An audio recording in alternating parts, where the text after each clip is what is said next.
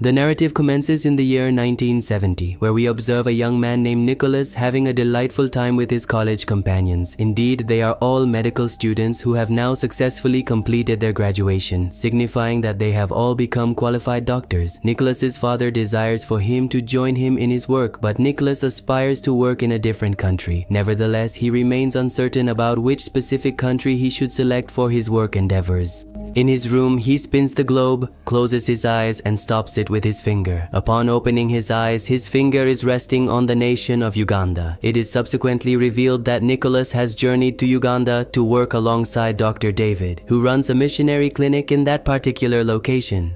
While aboard the bus, numerous soldiers and tanks pass by, causing him to feel somewhat uneasy. He asks the girl if they are safe here. She says yes, these are General Idi's people. After this, Nicholas reaches Dr. David, who, along with his wife, is treating people here. Nicholas then starts treating people with them. When Nicholas sees the conditions here, he feels very sad because there is a lot of poverty in Uganda. But gradually he starts mingling with the people here. As he begins to appreciate life in this place, one day while he is in the company of Dr. David's wife, a military officer approaches and informs them that General Idi has sustained an injury to his hand and they are required to accompany him. Upon their arrival, they observe that General Idi's hand has been injured in the presence of a farmer. Nicholas proceeds to bandage his hand, but the environment is extremely noisy, which is causing a disturbance to Nicholas. He is unable to perform his work effectively, and then he picks up the firearm placed on the vehicle and shoots the bow. Subsequent to that, all the soldiers direct their firearms at him. General Idi requests the return of his weapon and questions, "Are you British?" He responds, "No, I'm Scottish." Then the woman chuckles and remarks, "I genuinely appreciate Scottish individuals. Could you possibly give me your t-shirt? I wish to present it to my son. In return, you may have my shirt." Nicholas consents and they proceed to exchange their shirts and t-shirts. The following morning, it is depicted that Nicholas is brought once more to General Idi. They meet very cordially and say that they want him to become their personal doctor and run a clinic in the city so he can help many people there. But Nicholas says he can't do that. He is needed in the village settlement where the condition of the people is very bad. The general says it's okay, he can do whatever he wants and invites him to a party that night. Nicholas agrees to come to the party. At night, when he goes to the party, General Ed introduces him to his 3 wives and some special people, which Nicholas finds very pleasant. You see Nicholas Zebrath. He is resting when he is summoned once more and informed that General Idi's health condition is quite poor. Upon Nicholas's arrival in their room, he observes that they are experiencing significant discomfort in their abdomen. They suspect that someone has poisoned them, but Nicholas discerns that they are suffering from gas, and he applies pressure on their abdomen until they feel entirely relieved. General Edu is very fond of them. They will tell you that I used to work in the British Army where I was subjected to a lot of oppression. I used to clean toilets there, and today I am the biggest officer in Uganda. In a way, this is like the president here. That means the most powerful man in this country also starts liking General Edio, and he decides that he will now shift here. He tells Dr. David's wife that he will not return now, and he will work as their doctor with generality. Before proceeding further in the video, I request all of you to Numerous viewers frequently watch the videos. However, they do not subscribe to the channel or like the video calls. Therefore, I kindly request all of you to please subscribe to the channel and like the video calls. Subsequently, Nicholas is depicted at the hospital where he begins working, assisting the people of Uganda. One day, while he is engaged in a discussion about a case with another doctor, a loud explosion is suddenly heard. Both of them proceed upstairs and observe that a significant bomb blast has transpired in the city. Nicholas is then informed that General Idi's daughter's health is in extremely poor condition. When Nicholas arrives, he sees that the person has had a seizure. He wants to take him to many hospitals, but the wife of the generality refuses to let her son be taken to the hospital. Nicholas gives him an injection there, which makes him better. The next morning, the generality gives Nicholas a car and says, "I want you to drop me at the airport with this car." Now, with all his security, he gets into Nicholas's car and heads towards the airport. As soon as Nicholas's car crosses, a truck stops in front of them, and the vehicles of the generality are fired upon. The result is unknown to people, but General Idi is currently in the car with Nicholas. Nicholas drives away from there, and now General Idi becomes very angry. He suspects that some people within his own army, or rather his security, are conspiring with enemies who want to kill him. In fact, those who are against General Idi want to eliminate him and seize power for themselves. And now, because Nicholas has saved his life, he makes Nicholas his advisor and decides that Nicholas will always stay with him. Now at night, when Nicholas is at the club, he sees that the health minister of the general is talking to a white man, which he doesn't like at all after seeing, and he informs the general about this. The next morning, he goes to the swimming pool where a British commission officer named Stone approaches him. Stone tells Nicholas that perhaps he doesn't read the newspapers. Anyone who speaks against General Idi or the government disappears. Some time ago, a judge disappeared. Nicholas says that he doesn't want to hear anything about the general. He is a good person and wants something for Uganda.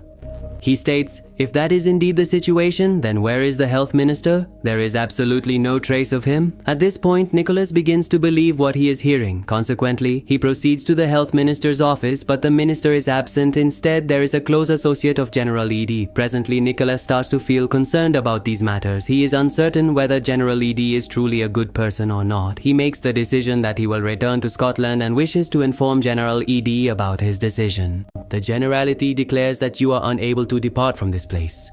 We had assured that you would collaborate with me for the advancement of Uganda, and your responsibilities are not yet complete. He embraces him and expresses that you are akin to a son to me, and at this moment Nicholas comprehends that he is now ensnared in Uganda. Later that evening, he attends a gathering where General D's spouse is also in attendance, who does not maintain any significant relationship with General D, and she discreetly pulls Nicholas aside where they become quite intimately close. Subsequently, General D's wife reveals to him that as much as depart from Uganda. The following morning, Nicholas proceeds to his residence. He observes that all his possessions are disarrayed. Someone has rummaged through his home and there is an envelope placed on the table. Upon opening it, he discovers his newly issued Ugandan passport. Indeed, someone has substituted his original passport, effectively rendering him a Ugandan national. Nicholas now comprehends entirely that he is ensnared here, so he approaches the British commission officer named Stone, whom he encountered by the swimming pool. You mentioned that whenever I require your assistance, I should approach you. I am in dire need of leaving Uganda. Stone, allow me to inform you that you are unaware of the true situation unfolding in Uganda.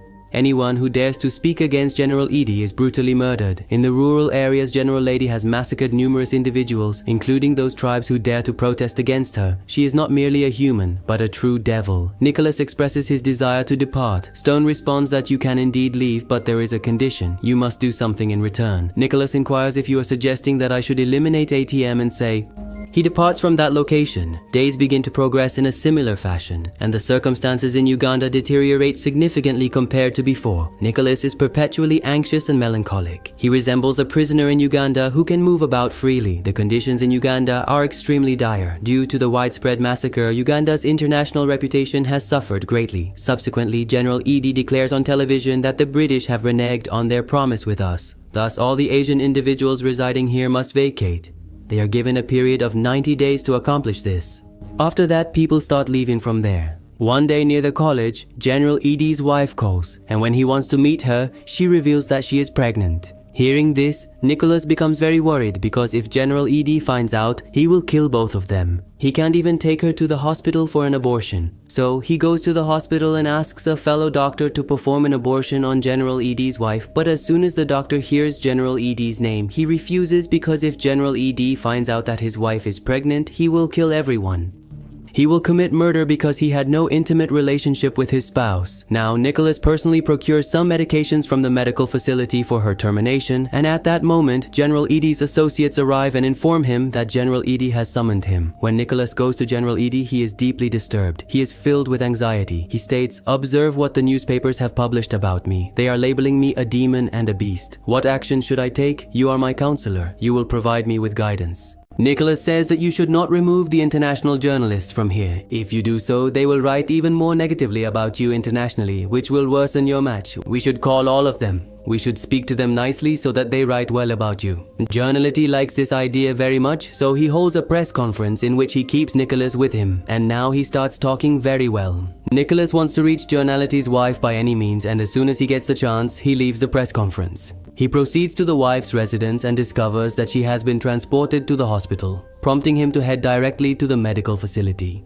The whole hospital appears deserted, and upon entering the operating room, he observes that Generality's wife has been savagely murdered. Her hands are positioned where her feet ought to be, and her feet are where her hands should be. This enrages him entirely, and he resolves to seek vengeance on General Idi. He takes General Idi's headache medication and approaches him. General Idi informs him that his wife betrayed him, which is why he made an example for the entire world. He hands him the headache medication and quickly begins to leave, eager to exit fast. Because of this urgency, General Idi's trusted confidant, his right-hand man, becomes suspicious. Before he can pass through the gate, he is stopped. He is told that General Idi has called for him. When he meets General Idi, he learns that a plane to Uganda has been seized. There are many Israeli nationals and other foreigners on board. The world's attention will be on Uganda, and we must go there immediately. So they head to the airport by car. They leave. Generality still has the tablets given by Mr. Nicholas. Before getting out of the car, he leaves the tablets in the vehicle. Nicholas is about to pick them up, but then Generality's right-hand man takes the tablets. Now all of them reach inside the airport, where Nicholas starts observing the captive passengers. He notices that Generality's right-hand man, who has the tablets, approaches a soldier with the tablets and tells him to take one. Before the soldier can take it, Nicholas stops him.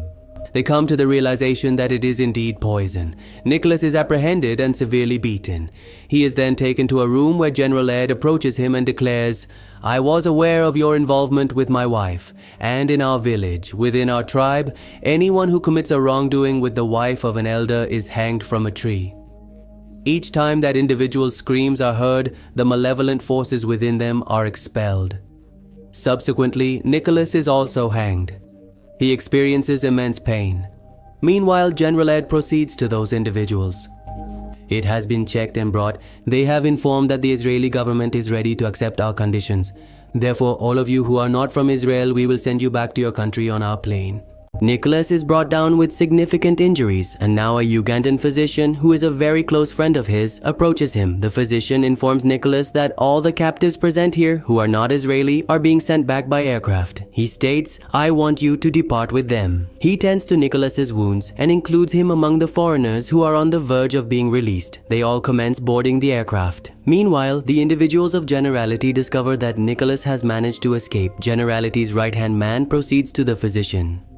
The individual who assisted Nicholas in his escape is questioned about him, yet he chooses not to disclose any information. Meanwhile, Nicholas is depicted as seated on the aircraft, and the general's right-hand man approaches the general. He conveys to him that Nicholas has managed to escape, and before they have the opportunity to hold the plane, it takes off. Nicholas is portrayed with tears in his eyes because he is acutely aware that due to General Idi Amin, the people of Uganda are enduring immense suffering. He subjected them to severe oppression. The general was not human by any measure, but rather a devil. During his oppressive reign, he was responsible for the deaths of 300,000 innocent Ugandan individuals, including women and children. Following the plane hijacking incident, General Idi Amin gained infamy on a global scale, and his most significant blunder was launching an attack on Tanzania in 1979. In response, they launched a counterattack and seized control of Uganda's capital, Kampala. Consequently, Idi Amin was ousted from power and exiled from Uganda. Thereafter, he resided in Saudi Arabia, where he eventually passed away in 2003. This signifies the conclusion of the authentic narrative of this film. Please feel free to share in the comments section below which film you would be interested in hearing about next, as I do read your comments and am genuinely appreciative of your delightful feedback.